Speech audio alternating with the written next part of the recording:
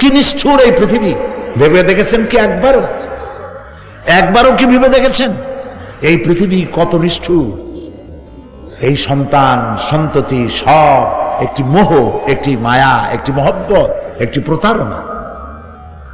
যে বইয়ের জন্য হারাম ইনকাম করেছেন, যে সন্তানদের জন্য হারাম ইনকাম করেছেন, জান দিলেন, রক্ত দিলেন, জীবন দিলেন, সারা রাত কষ্ট করেছেন, দৌড়দৌড়ি করেছেন, যখন মরে গেলেন যে বাচ্চাটা আপনি কোলে না নিলে কলিজা ঠান্ডা হয় না, সেই বাচ্চা বলবে, মাকে বলবে, মা বাপের লাশ যে রুমে আছে আমার সেখানে নিও না, আমার ভয় করে।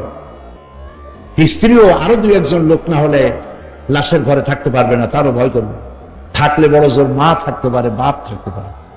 যাকে বিবাহ করার পর অনেক সন্তান আছে, মা বাপকে চোখে দেখতে পারে না। তোমার ছোট্টবেলায় যখন তোমার টাইফয়েড হয়েছিল, অসুখ করেছিল, গরিব বাবা, বাড়িতে ল্যাপ নাই, খাতা নাই, তোষক নাই, সেই জায়গায় মা তার কাপড় বিছায় দিয়া বুকের উপরে নিজের শরীরের উষ্ণতা দিয়া বাঁচায় রাখার চেষ্টা করেছে, নিজে না খেয়ে খাওয়াইছে, অসুখ সারে না। মা ওই মুমূর্ষ বাচ্চার সেরানে তার মাথার কাছে বসে তাহাজ্জুদের নামাজ পড়ে কোরআন শরীফ তেলাওয়াত করে, চোখ দিয়া পানি পড়ে আর বলতে তাকে, রব্বুল আলামিন আমার জীবনটারে দিয়া আমার কলিজার টুকরা সন্তানটারে বাঁচাইয়া দাও। যেই মা নিজের জীবন দিয়া সন্তান বাঁচাইতে চাইলো, সেই সন্তান আজকে বউ পাইয়া মাকে ভুলে যায়, মায়ের সাথে খারাপ ব্যবহার করে। আল্লাহ রাব্বুল আলামিন বলেছেন, মা বাবার সঙ্গে খারাপ ব্যবহার করো না, ভালোবাসায় কথা বলো। ওয়াকুল লাহুমা কাওলান কারীমা, সম্মান সূচক কথা বলো। মা বাবার জন্য দোয়া করো আমার কাছে। কে বলতেছেন? আল্লাহ তাআলা বলছেন দোয়া করো আমার কাছে এই ভাষায়, রব্বিরহামহুমা কামা রাব্বায়ানি সাগীরা। পড়েন সবাই, রব্বিরহামহুমা কামা রাব্বায়ানি সাগীরা। আয় আমার রব, আমার মা বাপ যেমনে ছোটবেলায় আমাকে অত্যন্ত যত্ন করে লালন পালন করেছে, আল্লাহ তাআলা তুমি দয়া করে আমার মা বাপকে তোমার রহমতের করে লালন পালন করো। সুবহানাল্লাহ। প্রত্যেক নামাজের পর সকলে এই দোয়া পড়বেন, মনে থাকবে? মনে থাকবে? ইমানদার যখন বিপদে জর্জরিত হতে থাকে তখন সে ভেঙে পড়ে না, তখন অন্ধকারের বিপদের অন্ধকার বিদীর্ণ করে আলোর এক প্রভা তার চোখের সামনে উদ্ভাসিত হয়ে ওঠে। সেটা কি? সেটা হলো আল্লাহ রাব্বুল আলামিনের বাণী, ফাইন্না মাআল উসরি ইউসরান, ইন্না মাআল উসরি ইউসরা। আল্লাহ পাক বলেন, জেনে রাখো দুঃখ এবং কষ্টের সাথে রয়েছে সুযোগ আর সুবিধা, আর অসচ্ছলতার সাথে রয়েছে উদার সচ্ছলতা। জোরে কোন সুবহানাল্লাহ। কাজে ভয় পাওয়ার কারণ নাই, হতাশ হওয়ার কারণ নাই, মন আশায় বুক বেঁধে রাখো। গুনাহ করেছ, হতাশ হয়ো না। যুবকদের গুনাহ করা স্বাভাবিক। ইউনিভার্সিটির ছাত্র, কলেজের ছাত্র, প্রফেসর, শিক্ষক, অফিসার ঘুষ খেয়েছেন, জিনা করা হয়েছে, মদ খাওয়া হয়েছে, মিথ্যা কথা বলা হয়েছে, যাই কিছু করেন না কেন ভয় পাওয়ার কারণ নাই, নিরাশ হওয়ার কোনো দরকার নাই। আল্লাহ পাক ডেকে বলেছেন, কুল ইয়া ইবাদিয়াল্লাযীনা সারাফু আলা আনফুসিহিম লা তাকনাতু মির রাহমাতিল্লাহ। আর আল্লাহ বলেন, ও নবী আপনি শুনায় দেন, হে আল্লাহর বান্দারা, তোমরা যারা নিজেদের উপরে বাড়াবাড়ি করেছো, নিজেদের উপরে জুলুম করেছো, অত্যাচার করেছো, আমি আল্লাহর রহমত থেকে নিরাশ হয়ে যেও না।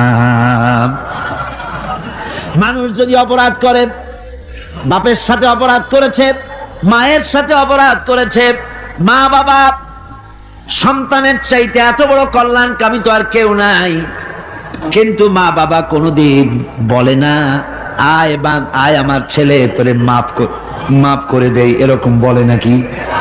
মন চায় ছেলে যদি মাপ চাইতো, খুশি হয়ে মাফ করে দিতাম, কিন্তু কেন যে আসে না, ডাকে না যে আয় মাফ করে দেই। মা বাপ আপনাকে এত ভালোবাসে, সেই মা বাপও আপনাকে বলে না যে আয় মাফ করে দেই। আমার আল্লাহ হচ্ছেন এমন আল্লাহ, আল্লাহ রাব্বুল আলামিন ডাকেন, এ বান্দা, খুন করেছিস ফিরে আয়, জিনা করেছিস ফিরে আয়, হত্যা করেছিস ফিরে আয়, চুরি করেছিস ফিরে আয়, কুফরি করেছিস ফিরে আয়, সুদ খেয়েছিস, ঘুষ খেয়েছিস, মদ খেয়েছিস ফিরে আয়, এসে আমার দরবারে চোখের পানি ফেল, আমার দরবারে কাঁদাকাটি কর। ইন্নাল্লাহা ইয়াগফিরুয যুনুবা জামিআ ইন্নাহু হুয়াল গফুরুর রহিম। আমার দরবারে চোখের পানি ফেলে কান, আমি রব্বুল আলামিন জিন্দেগীর গুনাহ মাফ করে দেব। সুবহানাল্লাহ কোন, সুবহানাল্লাহ কোন। আমার কাছে কান, চোখের পানি ফেল। আল্লাহ রাব্বুল আলামিনের কাছে বান্দার দুইটা ফোঁটা বেশি প্রিয়। একটা হলো জিহাদের ময়দানে যে রক্ত ফোঁটা দেওয়া হয়, এটা আল্লাহর কাছে প্রিয়। আর আল্লাহর ভয়তে গুনার জন্য লজ্জা করে, অনুশোচনা করে বান্দা যখন চোখের পানি ছেড়ে দেয়, আল্লাহর কাছে এটা অত্যন্ত প্রিয়। নবীজি বলেছেন, বান্দা যখন গুনার ভয়তে, আল্লাহর ভয়তে, জাহান্নামের ভয়তে অনুশোচনা করে যখন চোখ দিয়া পানি ছেড়ে দেয়, ওই চোখের পানি নাকের অর্ধেক আসতে না আসতে আল্লাহ রাব্বুল আলামিন বান্দারে মাফ করে দেন। আল্লাহ বরদাস্ত করতে পারেন না যে বান্দা কান্দু। আমার ভাইরা, আল্লাহর রহমত এই পৃথিবীতে, আল্লাহর রহমতকে 100 ভাগ করা হয়েছে। আল্লাহর রহমতের কত ভাগ? এই 100 ভাগের 1 ভাগ সারা পৃথিবীতে ছড়াই দেওয়া হয়েছে। আর 99 ভাগ কার কাছে? আল্লাহর কাছে। একটা ভাগ দুনিয়া ছড়ানো হয়েছে আদম আলাইহিস সালাম থেকে নিয়ে এই পর্যন্ত, এখান থেকে নিয়ে কিয়ামত পর্যন্ত পৃথিবীতে যত মানুষ আসবে, যত প্রাণী আসবে, তাদের মধ্যে প্রাণী জগতেও গাভী তার বাছুরকে ভালোবাসে ঠিক কিনা, হাতি তার বাচ্চাকে ভালোবাসে ঠিক কিনা, মুরগি তার বাচ্চাকে ভালোবাসে কিনা, প্রত্যেক মাই তার সন্তানকে ভালোবাসে মানুষের মতো। এই ভালোবাসা, স্নেহ, এই মমতা, এই করুণা, এই মহব্বত একটা ভাগ দুনিয়ায় দেওয়ার পর আপনি আর আমি যতটুকুন ভাগে পেয়েছি, সেই মহব্বতে, স্ত্রীর মহব্বতে অস্থির, মায়ের মহব্বতে অস্থির, সন্তানের মহব্বতে অস্থির। এখন চিন্তা করেন, একটা ভাগ সারা পৃথিবীতেই বিতরণ করার পর যেটুক পেয়েছি, তাতে যদি এত মহব্বত হয়, তাহলে এর 99 ভাগ মহব্বত যে আল্লাহর কাছে জমা আছে, এই বান্দার জন্য তার কত মহব্বত, এই বান্দার জন্য কত করুণা, কত মহব্বত, কত দয়া। এজন্য আল্লাহ রাব্বুল আলামিন বলেছেন, নাব্বি ইবাদি আন্নি আনাল গফুরুর রহিম।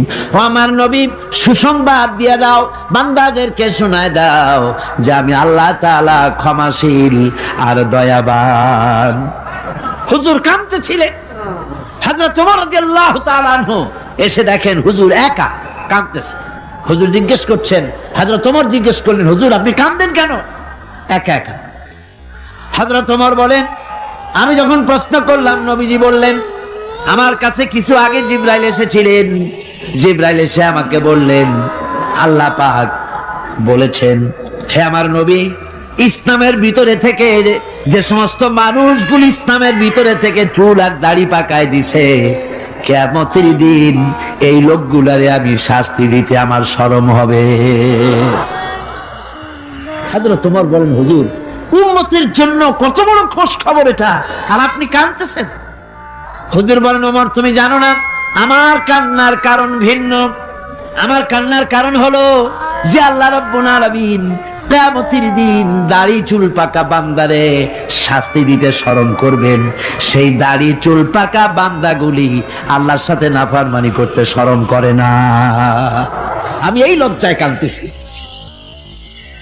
ভাইরা, হুজুর, আল্লাহ পাক বলেন, ও আমার নবী, রাতের আধারে যখন একটা বুড়া আমার দরবারে হাত উঁচু করে, একটা বুড়া মানুষ রাতের আধারে যখন আমার দরবারে হাত উঁচু করে আর যখন বলতে থাকে, রব্বুনা আলামিন, আমার পেছনের জীবনটা বড় খারাপ করেছি, এমন কোন কাজ জীবনে করি নাই যা তোমার কাছে কিছু দাবি করতে পারি, সব রকমের নাফরমানি করেছি, আজ আমি বুড়া হয়ে গেছি, কামাই করতে পারি না, ছেলে আমাকে চোখে দেখতে পারে না, পুত্রবধূ আমাকে ঘরে জায়গা দেয় না, আমার স্ত্রী আমাকে দেখতে পারে না, রোজগার করতে পারি না, হাঁটতে পারি না, চলতে পারি না, সবার কাছে আমি তিতা হয়ে গেছি, আমি দাঁড়াতে পারি না, কোমরে ব্যথা পাই, হাঁটুতে ব্যথা পাই, চলতে পারি না, কানে শুনতে পাই না, চোখে দেখতে পারি না, আর তোমার কাছে কিছু চাইয়া নেব এমন ভালো কাজও করি নাই।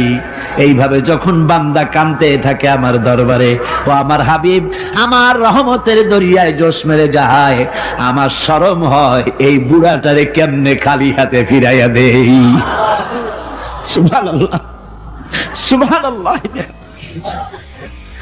আমার আল্লাহর এত দয়া, আমার আল্লাহর এত মায়া, এত মহব্বত। আমার আল্লাহ রাব্বুল আলামিন বলেন, وَإِذَا سَأَلَكَ عِبَادِي عَنِّي فَإِنِّي قَرِيبٌ। আমার হাবিব, আমার বান্দা আমার ব্যাপারে প্রশ্ন করে, আমি বান্দার একদম নিকটে। কোরআন শরীফের ভিতরে যত জায়গায় রাসূলকে বলা হয়েছে সুয়ালের কথা, আপনাকে প্রশ্ন করা হয়, আল্লাহ তার জবাব কুল এই কথা বলে জবাব দিয়েছেন। যত জায়গায় সুয়াল এসেছে, যেমন কোরআনে কারীমের মধ্যে আল্লাহ পাক বলেন, ওয়ায়াসআলুনাকা আনিল মাহিদ, মেয়েদের হায়েজ সম্পর্কে জিজ্ঞাসা করা হয়, কুল হিয়া আযা, হে নবী আপনি বলুন। এভাবে করে কুল দিয়ে জবাব দেওয়া হচ্ছে। আবার প্রশ্ন করা হচ্ছে, ওয়ায়াসআলুনাকা আনিল আনফাল, এই গনিমতের মাল সম্পর্কে হুজুর আপনাকে, হে নবী আপনাকে প্রশ্ন করা হয়। আল্লাহ কুল দিয়া জবাব দিলেন, আল্লাহ বলেন আপনি বলেন। ওয়ায়াসআলুনাকা আনিল খামরি ওয়াল মাইসির, আল্লাহ পাক বলেন নবী আপনারে প্রশ্ন করা হয়, কুল ফীহিমা ইসমুন কাবীর, আল্লাহ কুল দিয়া বললেন তুমি বলো। আবার বলা হলো, ওয়ায়াসআলুনাকা আনিল আহিল্লা কুল হিয়া মাওয়াকিতু লিন্নাস, নবী আপনাকে প্রশ্ন করা হয় চাঁদের ক্রমবর্ধমান এবং ক্রমহ্রাস, এই যে বাড়ে আর কমে, পূর্ণিমা হয় অমাবস্যা হয়, কেন হয় আপনি বলুন। কুল, আপনি বলেন এটা আমি অক্ত এবং সময়, বছর আর দিন গণনা করার জন্য পৃথিবীবাসীদের জন্য বিনা পয়সায় একটা ক্যালেন্ডার বানাইয়া আকাশে ঝুলাই রেখেছি। এভাবে যত জায়গায় এসেছে আপনাকে প্রশ্ন করা হয়, তত জায়গায় আল্লাহ জবাব দিয়েছেন কুল, আপনি বলেন। গোটা কোরআন শরীফের ভিতরে এই একটি মাত্র জায়গা যেখানে বলা হয়েছে আপনাকে প্রশ্ন করা হয়, আল্লাহ এখানে বলতে পারতেন কুল আপনি বলেন, আল্লাহ তোমাদের নিকটবর্তী, এভাবে জবাব হয় নাই। এটা কায়দাটা হলো এই, আল্লাহ বলতেছেন ওয়াইজা সালাকা ইবাদি, ও আমার নবী প্রশ্ন তো আমার বান্দারা আমার ব্যাপারে করেছে, এবার আপনার জবাবের কোনো দরকার নাই, প্রশ্ন আমার ব্যাপারে আমি নিজে জবাব দিয়ে দেই। ফা ইন্নী কারীব, ও বান্দা আমার ব্যাপারে প্রশ্ন করেছিস, জবাব আমি দেই, আমি তোর সবচাইতে বেশি নিকটে। সুবহানাল্লাহ, কত নিকটে। وَنَحْنُ أَقْرَبُ إِلَيْهِ مِنْ حَبْلِ الْوَرِيدِ, তোর যে রগ, এই শাহরগের চাইতেও আমি তোর বেশি কাছে। সুবহানাল্লাহ, আমারে ডাক, আমারে ডাক, কলিজা দিয়া ডাক, অন্তর দিয়ে ডাক। মনের থেকে মানুষ যদি ডাকে, মুখের ডাক আর মনের ডাক এক জিনিস নয়। দিল সে जो बात निकलती है असर रखती है पर नहीं मगर ताकते परवाज रखती है। দিল থেকে যে কথা বেরোয় তা প্রভাব বিস্তার করে, ডানা নাই কিন্তু ওড়ার ক্ষমতা রাখে। মনের কথাই ভিন্ন, মন থেকে, দিল থেকে, কলিজা থেকে, অন্তরের গভীর কন্দর থেকে মোহাব্বতের সাথে কেউ যদি একবার বলে আল্লাহ, আল্লাহ রাব্বুল আলামিন বলেন অন্তরের অন্তঃস্থল থেকে একটি বার যদি বান্দা বলেন আল্লাহ, আল্লাহ বলেন 70 বার সাড়া দিয়া জিজ্ঞেস করি বান্দা কি চাও, আমি তোমার কাছে আছি। সুবহানাল্লাহ, আমি তোর একদম কাছে, কি চাস বল, বল আমার কাছে। এমন দয়াবান, এমন মেহেরবান, এমন আল্লাহ আমাদের। সে আল্লাহ রাব্বুল আলামিন তিনি বলছেন وقال ربكم ادعوني استجب لكم, তোমাদের রব বলেছেন আমারে ডাকো, আমি আল্লাহ ডাকের সাড়া দিয়া দেব। সুবহানাল্লাহ। কারে ডাকতে হবে? কারে ডাকতে হবে? এই বিশাল জনসমুদ্র একযোগে চিল্লা কোন কারে ডাকতে হবে? কোন পীর সাহেবকে নয়, আল্লাহর কসম কোন খাজা বাবাকে নয়, ডাকতে হবে কারে? চিল্লা এখন কারে? ওয়াকালা রাব্বুকুম উদউনি, তোমার রব তোমাকে বলতেছে আমারে ডাকো, আস্তাজিব লাকুম, আমারে ডাকবে আমি সাড়া দিয়ে দেব। সুবহানাল্লাহ। আল্লাহকে ডাকেন, কি চাই আপনার বলেন, কি চাই? আল্লাহর কাছে চান, আল্লাহ দিয়ে দিবে। দেওয়ার জায়গা আল্লাহর কাছে চাইবেন, আল্লাহ দিবেন। দেওয়ার জায়গা, চাওয়ার জায়গা হলো সেজদায় পড়ে যাবেন। আমার ভাইয়েরা জায়গাটা চিনায় দিলাম। মাজারে যাওয়া লাগবে না, কবরে যাওয়া লাগবে না, 2 রাকাত নামাজ পড়ে সেজদায় পড়ে গিয়া যত বিপদ আছে, মুসিবত আছে, সেজদার মধ্যে চোখের পানি ছেড়ে দেন আর কেন্দে কেন্দে জীবনের কথা বলেন। আল্লাহ রাব্বুল আলামিন আপনার আওয়াজ শুনবেন আর দোয়া কবুল করে নিবেন। কামতে হবে আল্লাহর কাছে। কার কাছে? আল্লাহর কাছে। সুম্মা ইস্তাগফিরুল্লাহ, আর এরপরে সে যদি আমি আল্লাহর কাছে ক্ষমা চাই, ইয়াজিদিল্লাহ গাফুরার রহিমা, সে আমি আল্লাহকে গফুর এবং রহিম হিসাবে পাবে। সুবহানাল্লাহ। আল্লাহকে গফুর এবং রহিম হিসাবে পাওয়া যাবে। সব আল্লাহকে বলতে হবে, গুনাহ মাফ চাইতে হবে। এই জন্য হুজুর সাল্লাল্লাহু আলাইহি ওয়াসাল্লাম দৈনিক 100 বার তওবা পড়তেন। কোন হাদিসে আছে 70 বার, কোন হাদিসে আছে 100 বার তওবা পড়তেন।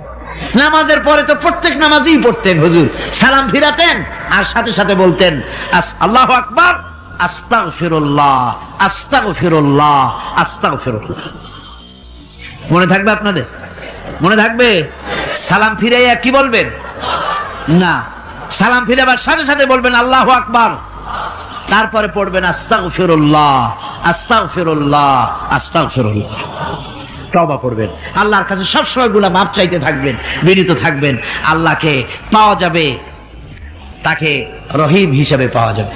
সুতরাং ঈমান বিল্লাহ, আল্লাহর প্রতি ঈমান আনলে পরে 4th নম্বরের যে উপকারটা হবে সেটা হলো হতাশায় ভুগবে না, নিরাশায় ভুগবে না, আশায় বুক বেঁধে উঠবে, ঈমান মজবুত হবে, আল্লাহর কাছে মানুষ বিনয়ী হয়ে যাবে। এবার 5ম নম্বরের উপকার আমি বলছিলাম, ঈমান বিল্লাহ, আল্লাহর প্রতি ঈমান আনলে পরে অসংখ্য উপকার হয়, অসংখ্য বৈশিষ্ট্য আছে। এর 6টা উপকারের কথা আমি বলবো। কয়টা? অসংখ্য উপকারের ভিতরে প্রধান 6টি উপকারের কথা বলবো। এর বললাম কয়টা? 4টে বলেছি। এবার বলো 5ম উপকারের কথা। আল্লাহর প্রতি আপনি পূর্ব পশ্চিমে কতবার মুখ ঘোরালেন, এটাই কিন্তু আপনার আসল সৎ কাজ নয়। আসল সৎ কাজ হলো আল্লাহর প্রতি ঈমান আনা। এই ঈমানের ব্যাপারে 3টা দিন আমরা পার করে দিলাম, এখনো কথা শেষ হয় নাই। আল্লাহর প্রতি ঈমান আনলে পরে যে উপকারটা হবে 5ম নম্বরে, সেটা হলো কঠোর এবং কঠিন বিপদের ভিতরে বান্দার ভিতরে অবিচলতা এবং ধৈর্যের সৃষ্টি হয়ে যাবে। আলহামদুলিল্লাহ। কঠিন বিপদ মুসিবত আসলে পরে সে অবিচল থাকবে। সারা দুনিয়ার বিপদ আপদ, শত্রুতা, দুঃখ, কষ্ট, মুসিবত, জুলুম, নির্যাতন সবকিছু পাহাড়ের মতো উঁচু হয়ে তাকে ঘিরে ফেলবে, কিন্তু তাকে এক চুলও নাড়াতে পারবে না। কারণ হচ্ছে আল্লাহ রাব্বুল আলামিন বলেছেন ইউরিদুনা লিইউতফিউ নূরাল্লাহি বিআফওয়াহিহিম ওয়াল্লাহু মুতিম্মু নূরিহি ওয়ালাউ কারিহাল কাফিরুন। ওরা চায় মুখের ফু দিয়ে আমার আলোকে নিভিয়ে দেবে, কিন্তু আমি আমার আলোকে পূর্ণতা দান করব, তাতে কাফের বেঈমানদের কলজায় যত জ্বালা যন্ত্রণা হোক আমার দিন কেউ মিটাই দিতে পারবে না। সুবহানাল্লাহ। সুতরাং বিপদে অবিচলতা আসবে, সে অটল হবে, মজবুত হবে। কোরআনে কারীম বলতেছে ওয়া কাযালিকা জাআলনা লিকুল্লি নাবিয়্যিন আদুওয়াম মিনাল মুজরিমিন। এই পৃথিবীতে এমনি করে আমি সকল নবীদের শত্রু বানিয়েছি, সব পাপিষ্ঠ অপরাধীদেরকে। নবীদের সাথে বিরোধিতা করেছে কারা? পাপিষ্ঠরা, অপরাধীরা। আজও খুঁজে দেখেন, আজও ইসলামী আন্দোলনের বিরোধিতা যারা করে সবগুলি কি পাপিষ্ঠ? সত্য কি রাখা? ইসলামী আন্দোলনের বিরোধিতা যারা করে হিসাব করে চোখ দিয়ে তাকায় দেখেন, খুঁজে দেখেন তাদের নামগুলি। মদখোর, জিনাকার, বদমাশ, চোর, হাইজাকার, বেনামাজি, লুটেরা, মিথ্যাবাদী, সবচাইতে সমাজের নিকৃষ্ট লোকগুলি ইসলামের বিরুদ্ধে করে। জমিন আল্লাহর, জমিন কার? এই বিশাল জনসমুদ্র গর্জে উঠুন একযোগে, বলুন জমিন কার? আইন চলবে কার? এখানেই সংঘর্ষ বেঁধেছে আবহমান কাল ধরে। মানুষ অত্যাচারিত হয়েছে, সাহাবায়ে কেরাম অত্যাচারিত হয়েছেন। বুখারী শরীফের হাদিসে এসেছে রাসূল করিম সাল্লাল্লাহু আলাইহি ওয়াসাল্লামের কাছে হযরতে খাব্বাব গিয়ে উপস্থিত হয়েছিলেন। হযরতে খাব্বাব বলেন, হাদিসটা এভাবে লেখা হয়েছে বুখারীতে, ওয়ান খাব্বাব বিন আরিদ রাদিয়াল্লাহু তাআলা আনহু قال شكونا إلى رسول الله صلى الله عليه وسلم وهو متوسد بردة له في ظل الكعبة।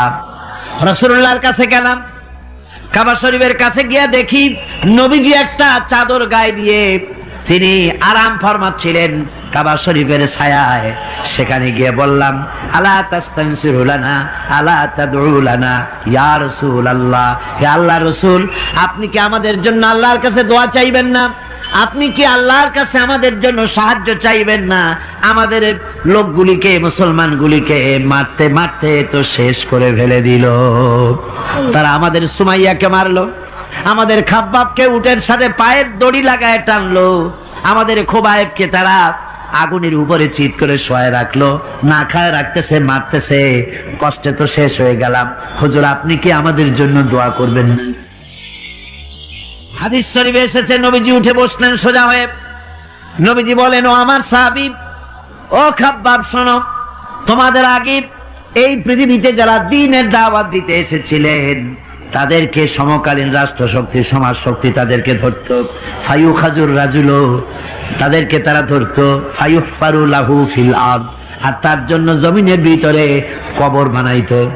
ওই কবর ফায়ুজালু ফিহা, ওই কবরের ভিতরে তাকে কোমর পর্যন্ত গেড়ে দিত।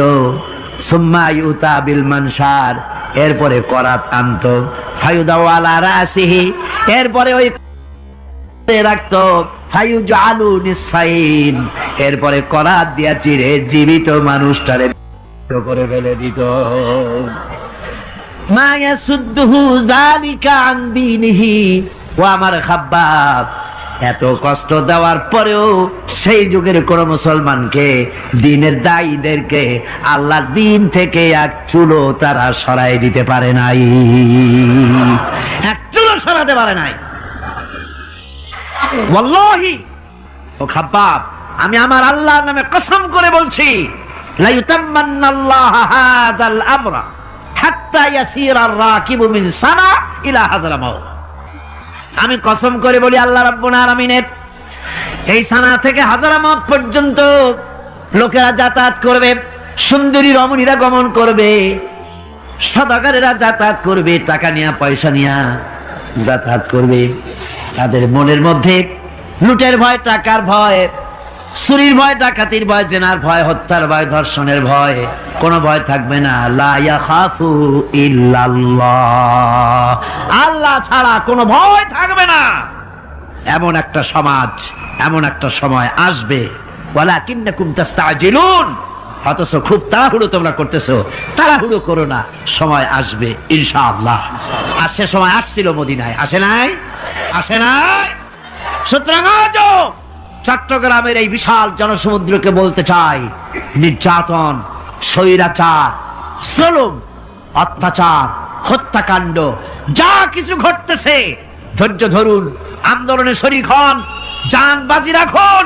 এ বাংলাদেশেও আগামী যে পার্লামেন্ট হবে, আগামী জাতীয় নির্বাচনে যে পার্লামেন্ট তৈরি হবে, ইনশাআল্লাহ সেই পার্লামেন্ট হবে কোরআনের পার্লামেন্ট ইনশাআল্লাহ।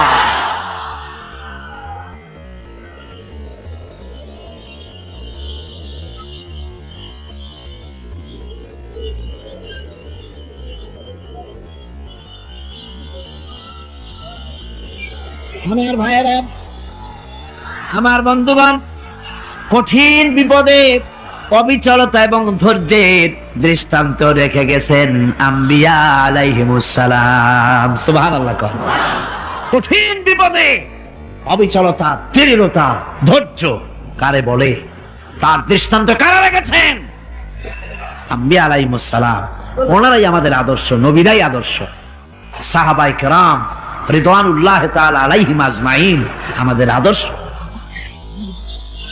ভাইরা আমার, মুসা আলাইহিস সালামকে ফেরাউন যখন ঘিরে ফেলে দিল, কোরআনের সব কথা গল্প গুজবার ইতিহাসের জন্য লেখা হয় নাই। কোরআনের মধ্যে যা লেখা হয়েছে সব বান্দাদের উপদেশের জন্য, যাতে করে লোকেরা চিরটা কাল এর থেকে উপদেশ নিয়ে নিজেদের তৈরি করতে পারে। জোরে বলেন সুবহানাল্লাহ। মুসা আলাইহিস সালামের কথা আল্লাহ বলেন, ফেরাউন তাকে ঘিরে ফেলে দিল, পালাবার রাস্তা নাই। ফালাম্মা তারা আল জামআন ক্বালা আসহাবু মূসা ইন্না লামুদরাকুন। মুসা আলাইহিস সালামের উম্মতেরা বললেন, হে মুসা, পাকড়াও হয়ে গেছি, পালাবার রাস্তা নাই। তিন দিক থেকে আমাদেরকে ঘেরাও করেছে ফেরাউনের শক্তি। সামনে কি? দরিয়া, আর তিন দিকে কি? ঘেরাও আন্দোলন। হযরতে মুসা আলাইহিস সালামের কাছে উম্মতেরা বললেন, পালাবার তো কোনো পথ নাই, এখন উপায়টা কি? আমাদের তো আর উপায় নাই। মুসা আলাইহিস সালাম দেখেন বিপদে পড়ে গেছেন, কিন্তু ধৈর্য হারান নাই, ভয় পান নাই। ভয় পাইছিলেন? ভয় পেয়েছেন? প্রশ্নই ওঠে না। মুসা আলাইহিস সালাম, আল্লাহ পাক যাদেরকে বলেছেন উলুল আযম রাসূল, যাদের বলেছেন তার মধ্যে হযরত মুসা একজন উলুল আযম পয়গম্বর। চারটিখানি কথা না, আল্লাহ কথা বলছেন তার সাথে, কালিমুল্লাহ তিনি। সুবহানাল্লাহ। মুসা আলাইহিস সালাম শোনালেন, কাল্লা ইন্না মাইয়া রাব্বি সায়াহদিন। কখনো নয়, আমার উম্মতেরা ভয় পেও না, আমার রব অবশ্যই আমাকে পথ দেখাবেন। সুবহানাল্লাহ। তিন দিক থেকে শত্রু, একদিকে দরিয়া, পালাবার কোন রাস্তা নাই। সেখানে দৃঢ়তার সাথে তিনি বলছেন, অবশ্যই আমার আল্লাহ আমারে পথ দেখাবে। সুবহানাল্লাহ। নবীরা এই দৃঢ়তা দেখিয়েছেন, অবিচলতা দেখাইছেন। আল্লাহ পাক মুসা আলাইহিস সালাম যখন এই দৃঢ়তা দেখালেন, এই অবিচলতা দেখালেন, সঙ্গে সঙ্গে জিবরাইল এসে হাজির হয়ে গেলেন। আল্লাহ পাক বলেন, ফাআওহাইনা ইলা মূসা আন আদরিব বিআসাকাল বাহরা ফানফালাকা ফাকানা কুল্লু ফিরকিন কাত্তাউদিল আযীম। মূসা আলাইহিস সালামকে আমি ওহী নাজিল করলাম, তাকে বললাম, হাতে যে লাঠি আছে, এই লাঠি দিয়ে আঘাত করো দরিয়ার উপরে। দরিয়ার উপরে আঘাত করলেন, একটা রাস্তা হয় নাই, 12টা রাস্তা তৈরি হয়ে গেল। আর দেওয়ালগুলা পাহাড়ের মতো উঁচা হয়ে গেল। দরিয়ার ভিতরে পাহাড়ের মতো উঁচা, মজবুত 12টা রাস্তা। এবার মুসা আলাইহিস সালাম তার দলবল নিয়ে চললেন। আল্লাহ রাব্বুল আলামিন বলেন, ওয়া আনজাইনা মূসা ওয়া মান মাআহু আজমাইন। মুসা এবং তার সাথী সঙ্গীদেরকে আমি পার করে দিলাম। মুসা আলাইহিস সালাম এবং তার সাথী সঙ্গী নিয়ে যখন দরিয়ার মাঝখানে আসছে, ফেরাউন তার দলবল নিয়ে এসে গেছে। আসে দেখে নদীর মধ্যে রাস্তা। বাবা, খুব তো কায়দা। ও মনে করছে ওর বাজানের তৈরি করা ডিস্ট্রিক্ট বোর্ডের রাস্তা। ওর লোকজন নিয়ে নেমে গেছে দরিয়ার ভিতরে। ও আসছে মাঝখানে, মুসা আলাইহিস সালাম চলে গেছেন ওপার, দরিয়া পার। মাঝখানে যখন এসে গেল, আল্লাহ রাব্বুল আলামিন পানিকে অর্ডার করলেন কুন। আল্লাহর তো বটন টেপা লাগে না, মুখ দিয়া কোনো হুকুম করা লাগে না, শুধু বলেন কুন। যে ব্যাপারে কুন বলেন ফায়াকুন, সাথে সাথে হয়ে যায়। আল্লাহ বললেন কুন, আর অমনি রাস্তা বন্ধ হয়ে গেল। এবার তুফান শুরু হয়েছে নদীতে, ঢেউয়ের উপরে ঢেউ, মৌজুন কাল জিবাল, পাহাড়ের মতো উঁচু হয়ে হয়ে ঢেউ আসতেছে। দলবল ঘোড়া আর অস্ত্রপাতি যা ছিল সব মরিয়া শেষ। এবার ফেরাউন একা উপরে ওঠে আর নিচে নামে, পানি খেতে খেতে পেটের কাম সারা। জনমের খাওয়া খাইছে পানি, এখন জান যা, বাঁচবার আর উপায় নাই, বাঁচবার আর উপায় নাই। ফেরাউন তার নিজের জীবন সম্পর্কে হতাশ হয়ে গেল। এবার ফেরাউন বলতেছে, আমানতু আন্নাহু লা ইলাহা ইল্লাল্লাযী আমানাত বিহি বানু ইসরাঈল। আমি ঈমান আনলাম, আমি ঈমান আনলাম আল্লাহ ছাড়া কোনো ইলাহা নাই। ওই আল্লাহর উপর ঈমান আনলাম যে আল্লাহর উপরে ঈমান এনেছে বনি ইসরাঈলেরা। আল্লাহ যাতে ঠিক পায় যে কোন আল্লাহর উপর ঈমান আনছে। বনি ইসরাঈলের আল্লাহর উপর ঈমান আনলাম। আল্লাহ, এই তো মুসলমান হয়ে গেছি, এরপরও আমার সুবাও কেন? আল্লাহ রাব্বুল আলামিন জবাবে বলেন, আল আন, এখন ওয়াকাদ আসাইতা ক্বাবলু ওয়া কুনতা মিনাল মুফসিদিন। এখন ঈমান আনার কথা বলছো, অথচ যুগের পর যুগ, বছরের পর বছর ধরে আমার মানুষের উপরে মন গড়া আইন চালায়েছো, আমার পয়গম্বরের সাথে বেয়াদবি করেছো। আজ তোমাকে আমি ছাড়ছি না, তোমাকে আজকে ছেড়ে দেব না। আমি তোমাকে মারব। আর সমস্ত প্রাণীগুলিকে, স্থলচর প্রাণীগুলিকে আল্লাহ পাক অর্ডার দিয়া দিলেন, এই ফেরাউনের লাশকে ডুবাবি না, পচাবি না, খাবি না। আলিয়াউমা নুনাজ্জিকা বিবাদানিক, আমি তোমার শরীরে বাঁচায় দেব। পোকে খাবে না, পানিতে পচবে না, মাছে খাবে না, কুমিরে খাবে না, দুনিয়ার কোনো পশুতে খাবে না। আমি তোরে শুটকি বানাইয়া রাখবো, যাতে করে দুনিয়ার সমস্ত ফেরাউন যত যুগে যুগে আসে তোরে দেখে যেন হেদায়েত নিতে পারে। ফেরাউনকে আল্লাহ শুটকি বানায় রাখছে। আমি ফেরাউনদের লাশ দেখেছি ব্রিটিশ মিউজিয়ামে। ফেরাউন তো একটা না, অনেকগুলা। আসলটারে অবশ্য দেখিনি। ব্রিটিশ মিউজিয়ামে ওই ফেরাউনগুলার লাশ যখন অসুবিধা হয়, মমিগুলি, তখন ইংল্যান্ডে নিয়ে যায় চিকিৎসা করাবার জন্য। চোখ আছে গর্তের ভিতরে, তারপরে চামড়া টামড়া হাড়ের সাথে মিশানো, ওইভাবে চেহারা দেখলে মনে হয় যে সত্যি ফেরাউনিগুলি। আমার বন্ধুগণ, বলতেছিলাম যে পৃথিবীতে আল্লাহ রাব্বুল আলামিন নবীরা তাদের চরিত্র দিয়ে বিপদের মোকাবেলা করে, দুনিয়ার সামনে কঠিন বিপদের মোকাবেলা করে অবিচলতা, দৃঢ়তা দেখায় গেছেন যে কেমন করে এই পৃথিবীতে বিপদের সামনে মোকাবেলা করতে হয়। ধৈর্য ধরতে হবে।